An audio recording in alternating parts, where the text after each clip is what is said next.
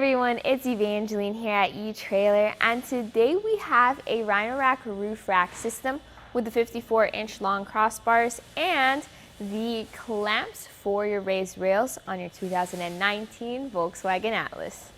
So if you want to carry around some fun accessories, like maybe carry around some kayaks or a rooftop tent or even a roof-mounted bike rack, what you first need is a roof rack.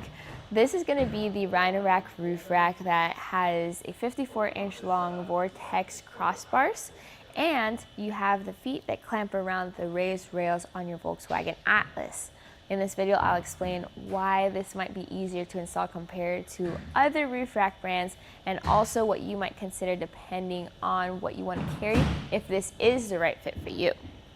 So the 54-inch long crossbars means that you have longer bars that have overhang. Overhang is the measurement from the tower to right before the end cap. It's where you can put, let's say, your different clamps and your other cargo. So here I have it at 3.5 inches for the front crossbar. In the back, I have it at 4 inches because it's not completely square. And longer overhang means it's easier to reach.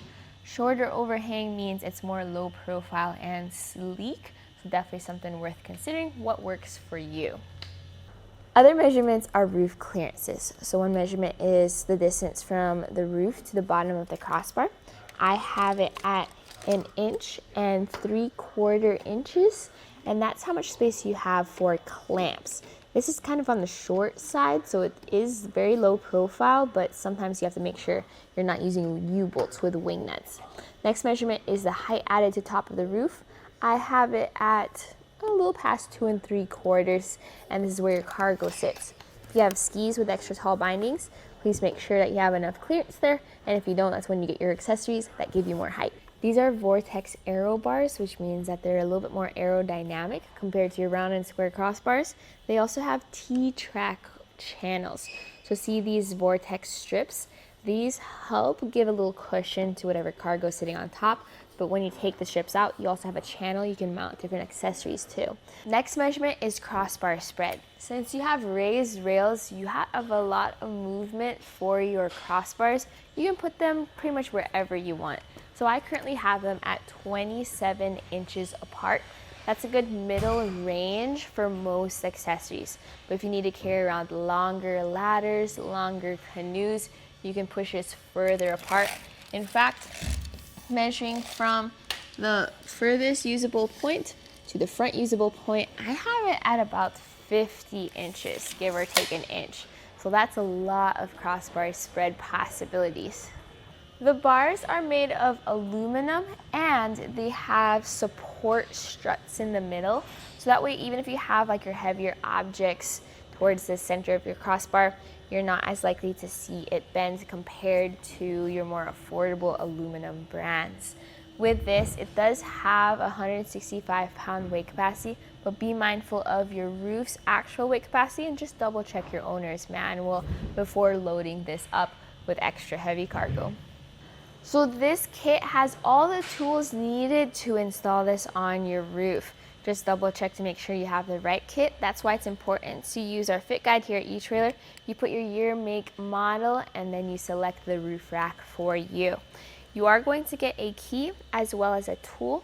Once you have installed this, I recommend putting this inside your console, somewhere in your vehicle, somewhere safe so you can take off the rack when you need to. Now, let's take a look at that install. Installing your roof rack is actually very simple. Simply line up the spacer inside your tower and slide it through the crossbar. Do this for all 4 towers. With the clamps in the open position, you can then get onto your roof and place them wherever you want on the raised rails. We'll adjust their crossbar spread and their width later. To tighten down your towers, there is a bolt on the inside of the crossbar that you need to tighten with your tool. Your Allen key is actually a torque tool. So other brands, when you get the right tension, they start clicking and preventing from over tightening. This one is a little bit more simple. You have this longer lever and you need to put your pressure on that lever as you pull this tight. So if it flattens out, then you know you have enough tension, and stop tightening there. Once you've tightened down all 4 towers and just double check them to make sure that they're secure, the final step is to put the end caps on. These fit onto the end of the crossbar, and you have an included blue plastic tool to tighten them down. This is enough for security since it has its own shape, but if you do want to use a metal lock core so that you can key it alike with your other accessories, this is the time to switch it out for those sold separately metal lock cores. All in all, the Rhino Rack is a really popular roof rack for the Volkswagen Atlas because it's easy to install, it's versatile, and it's strong and affordable. So all of those good factors for it. Anything for the downsides would be the weather vortex strips that you have to cut those up if you are using T-track mounted accessories. And also you do have to get metal lock cores separately, which is an extra add-on price.